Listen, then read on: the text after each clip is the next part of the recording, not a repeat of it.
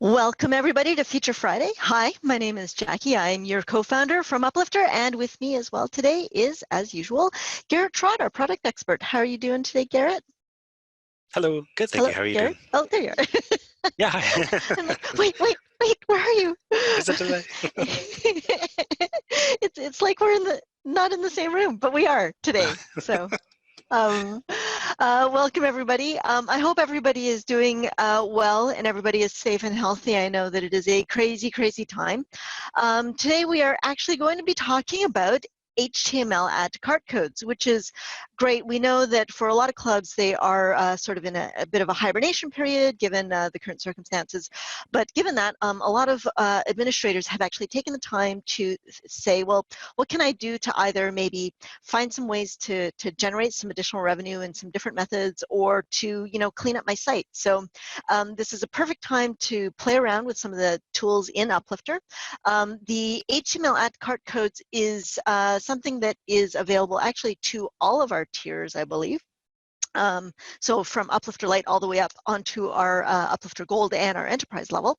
And it's a great way for you to maybe look at putting, if you have clubwear, put them online in terms of a shopping cart, or maybe if you want to promote some, to let people know that you actually are running some online classes. A great way to customize an HTML page and set up those add to cart pages or add to cart buttons. So without further ado, Garrett, please share with us HTML add to cart codes.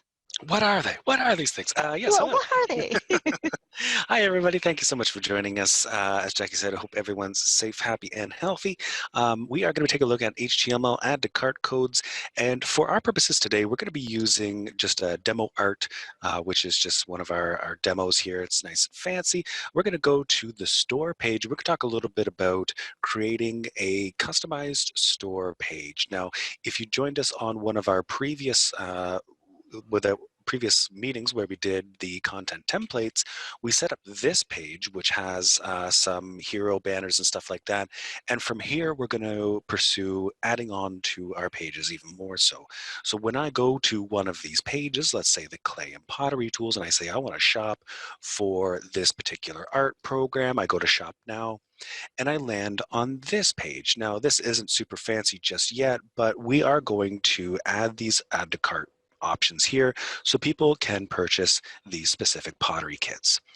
So that's what we want to do. And right now, this left or right hand side, sorry, is already set up and ready to go. You can see if I click this right now, it's going to say, cool, added to cart. And that's exactly what we want to do for the other kit as well. So in order to do this, what we want to do is navigate to the administrative side. So just hover over your name and go to admin. And on the admin side, we're going to find the product that we want to link. In order to do this, we want to navigate to products and programs, products and subscriptions, because in this particular instance, this is a product that we sell. You can also do these steps with programs as well. So if you want to go to products and programs, you can do that too and find specific programs that you want to highlight. So we are going to find the basic pottery kit because that's what we want to link here. And I'm going to select to edit this kit to access the edit form here. Now we're not going to change any of the content in here. Instead, we're going to select this option up at the top left, show HTML add to cart code. And that, as that name suggests, is the code that we need to generate an add to cart button. So what we'll need to do, don't worry about all this gibberish just yet. We are going to talk a little bit about it, but don't feel too overwhelmed about this. All we need to do is copy the entirety of it. So from this less than symbol to this greater than symbol, you need the whole thing. Now I'm just going to use Control C or Command C on Mac, but you can also right click and hit copy if you'd like to do that. Now that we have that code copied, we can return back to the page that we were working on, and we can edit the section where we want this button to go. So I'm going to select to edit. Now, one thing that I have done here is I've already prepared the section where I want this button to go. I have a space under this text, just like I have over here. It's already ready to go. Now, that's a very good way of going about things. You prepare the page and then you enter the buttons. You can also put placeholder buttons in here. We talked a little bit about adding buttons in a previous meeting there, or a previous Future Friday. So you can add a fake button in there if you want to, but for our purposes today, we just want that one space. So now that we have determined where in this sort of setup we want to go, which is just under this text, we now need to enter this code. Now, if I try to paste it here, it's just going to paste that actual form code. So that doesn't look like what we want, right? Instead, what we want to do is go to our source codes. And that's this, this button right here with the two arrows there.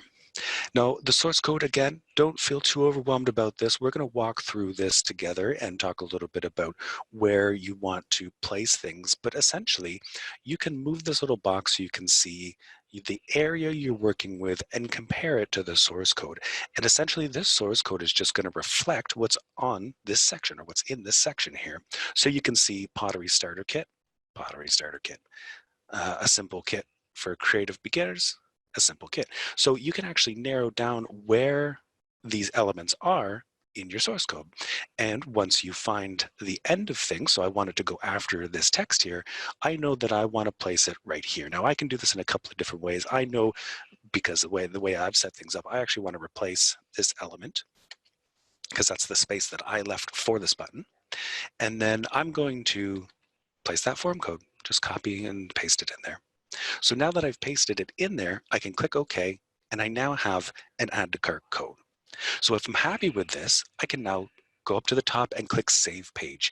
Now it is important to note that you should absolutely save your page before testing that button, otherwise you might lose some of your work. Now you may notice as well that this doesn't look anything like this. It's got a quantity option here, and the button says Add. So obviously we've done something to this button in order to change it and make it look like this. So what we did was we had changed up the code just a little bit.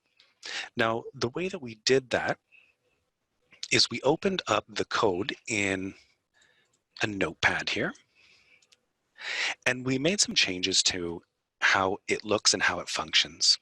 Again, even if you haven't worked with HTML before, this is very, very basic stuff that we need to do to this, so it's nothing to be too scared of. Don't worry about that.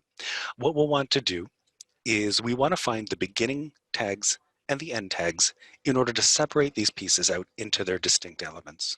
So what I mean by that is everything in HTML begins with an opening tag, which you can see with a less than symbol, and then a keyword, and then a greater than symbol. And it ends in a closing tag, which is a less than symbol, a slash, and then the same keyword, greater than symbol. So this form right here, even though it has some additional text and elements here, it's going to end, excuse me, it's going to end in a greater than symbol, and we're going to hit enter to space that out. Same thing with this input. It starts with a less than symbol, goes to a greater than symbol, and we're going to hit enter in between those elements. So that's all we're going to do. We're going to space this stuff out. And by doing so, we've now created distinctions between each element within this form. Now, this is important because there's actually, the form is split up into little pieces that we can augment or we can change, or we can actually even remove. So in this particular instance, we want this button to say purchase now, and we don't want that quantity icon there. So when I look through this code, I can see quantity, QTY, which is right here, QTY. And now I know that this element has something to do with this box. So if I actually remove this input entirely, that'll actually get rid of that box. Similarly, as I sort of browse through here, I can see the word add right here. So that obviously has something to do with this button. So there's the input for that button, and now I can change what this button says. Now the only place that I see just the word add is in this value option here. So I'm going to change this value to purchase now. And so now that I've made these changes to my code, I can copy this with Control-C again, and I can come back to this section, I can edit it, and I can go back into my source code, and this time I'm going to remove the current form. So opening tag form to close tag form. I'm going to delete that, and I'm going to place in the form elements as I've made adjustments to it. So now when I click OK, boop, there we are. That quantity box is gone, and my button says purchase now. And again, before you test that, click save. And now that we have this in place, We can click purchase now, and we can see that adds to cart, and I can go to my cart, and I can view that basic pottery kit. Now, this is a little bit more involved than some of our other elements, but this is a great way to introduce a very controlled flow and experience to your end user. And what that can do for you is you can have this sort of experience where people go, oh, there's the store. I know I want to buy things. I don't want to necessarily register for something. I want to purchase something. And now that I'm on the store, I can be coordinated or corralled into a different area or a precise area. So, oh, I want to go to clay and pottery. That's my interest. And now I'm land on a dedicated page that just shows those specific products in a very highlighted manner. So this is a great way to sort of control that flow and really ensure that people are being pointed in the direction that they want and seeing the information that's important to them based on their decisions. Now that is just about everything that I have for right now. Jackie, would you like to add anything?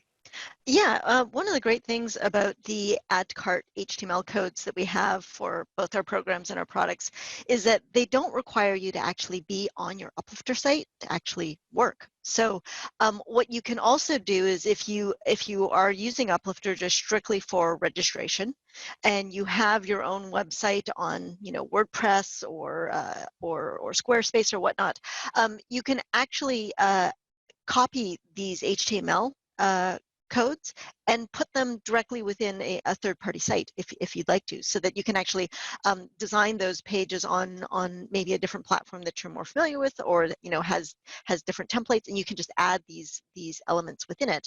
And what will happen is when they click on the button on your other site, they will be redirected through to your Uplifter site, and then asked to check out at that point in time. So very, very flexible. Another element too is that within the WYSIWYG editor itself, if you copy and paste that form code that you've got and you put it into one of these elements, just as Garrett had done before, if you want to just copy and paste that like you did, you can put it wherever. Yeah, you can. Oh, sorry, you didn't actually copy, did you? So if you paste that wherever, there we go. So you actually do have a little bit of play to edit some of the elements in place. So you could actually, if you wanted to, if you can highlight, can you not highlight the text box and actually delete it? Will it allow you to do that? Oh, you can't get in there, can you? I I'm keep trying to make hitting this all tricky the for you. wrong buttons. I'm so sorry. And I'm on mute. I'm like, oh no, sorry about that. Oh, sorry about that. You're not responding, Garrett. You're so quiet. So, if you can actually highlight the text box, you can actually, there you go. So you can actually delete it if you actually just wanted to do that, and that saves you a little bit in terms of being able to, or having to actually edit the actual code if you're not comfortable with that. So it is a little bit cleaner to make sure that you actually get into the source code. But if you have some reservations about that, you can certainly do some of the editing with inline. As always, if you want to do something specific and you're not quite sure how, you can always reach out to us at support@uplifterinc.com and say, I'm trying to do this. Is this possible? Do you know how? And very often, if we see what it is that you've done, we can take a look and give you a hand to provide you with the proper code to do so. So lots of flexibility in terms of being able to manage and edit all of that HTML code, both within your Uplifter site or to use it on a third-party site as well, and just so that you can actually get the most that you can out of Uplifter and using it for registration and purchasing. So, Garrett, anything else that you want to add on this? That's everything I had. Yeah, okay. So thank you so much for joining us again on our Feature Friday. Next week, what are we working on next week? Next week, we are going to take what we learned today and we are going to apply it to package purchase buttons. So next week, we're going to talk about clicking this button and adding multiple items with just that one single click. which is going to be great because I do know there are a lot of clubs that do different elements where it's like they want people to be able to sign up for multiple things all at once. Like for example, an on ice and an off ice program, sort of in one click of a button. You know, a Tuesday Thursday package kind of thing. So lots of different ways that you can. Summer I camp hope. packages, all kinds of stuff. I hope those are the examples you're going to be doing. Well, they are now. Yeah, I guess so. Sorry, I should have written those down. So thank you so much for joining us. Again, I do hope that everybody is staying safe during these crazy times. And as well, there are lots of different ways to make the most out of your Uplifter site to help keep your club running, keep your members engaged, and have them remember who it is that you guys are, and how they can still stay within the community and keep involved. So thank you so much. Take care and have a great weekend, and we will see you next week. Thank you, everyone. Take care.